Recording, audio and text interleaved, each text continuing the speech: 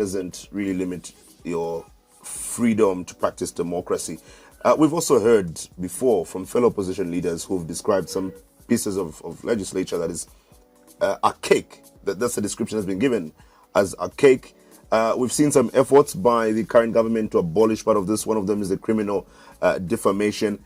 But there's still parts of our law that have been described as really just old and should be done away with, a colonial. So you don't agree with these assertions? Well, maybe our approach on this matter would be philosophical, in the sense that there are two situations here. Some people may argue that in order to guarantee democracy, free expression, and so on, you need good, strong laws. Other people would argue that even when you have good laws, strong laws, as long as you have a corrupt regime in place, as long as you have people governing the country who don't subscribe to those democratic tenets, it doesn't work. At the end of the day, we may agree that we need both. But more importantly, in our experience as Zambia, we think that we need more a committed political leadership that respects the constitution. Otherwise, you can have good laws that are not followed. Let me take a typical example of the Public Order Act, which is still in place. That act, with good political leadership, there's nothing wrong with it. There's nothing wrong.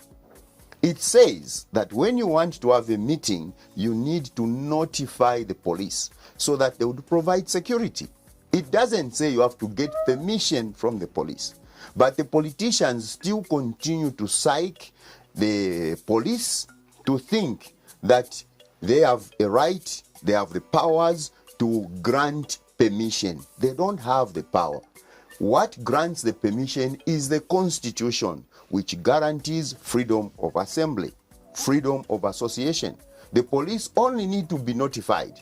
And the Act stipulates clearly that you have to notify them in good time so that they are ready to provide protection to you as a citizen of this country, as citizens of this country. So it's from that background that we disagree that the Constitution should be to blame for lack of democracy in this country, for lack of respecting our rights in this country.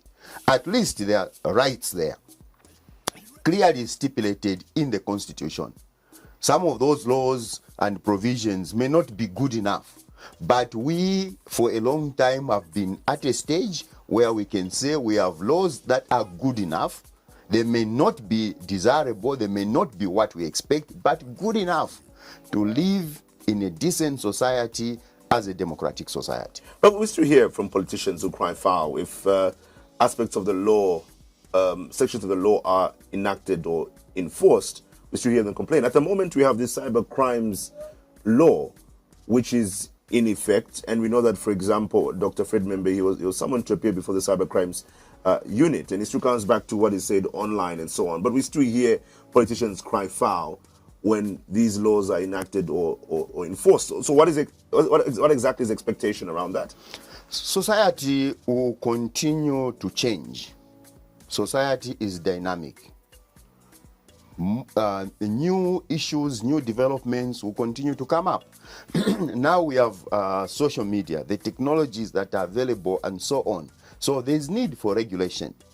At the end of the day, what matters is whether the politicians, corrupt politicians, and democratic and primitive politicians will take advantage of a good law, a well-intentioned law to undermine the operations of the democracy, of political parties in a democracy such as ours.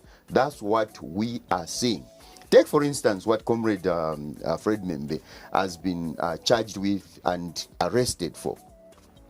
The issue of criminal libel. The person involved there is the Deputy Inspector General of Police. And that was in line with a posting on 6th June that Comrade Dr. Fred Membe did about a matter that was and continues to be in the public domain, about a police officer who died of depression because of having been mistreated and failing to get what was due to this individual in terms of justice. and he writes about that, that's what he has been charged for. It concerns an individual. Ordinarily, that should have been a civil matter. But of course, that individual occupies a position in our security system. That's why he has been charged as such. That is not to say, if it were a civil matter, it was going to hold water. It still wouldn't have held any water.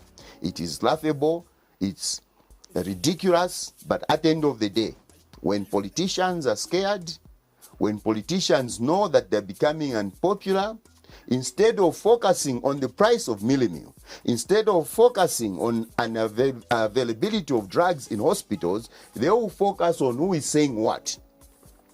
So instead of monitoring who could be, stealing drugs, who could be not doing their job, and therefore failing to provide for the people, they'll be focusing more on who is alerting the people about the incompetencies of the government. That is what is happening. Allow me to say this. We know that this fishing expedition that has led to what happened yesterday has been there for some time.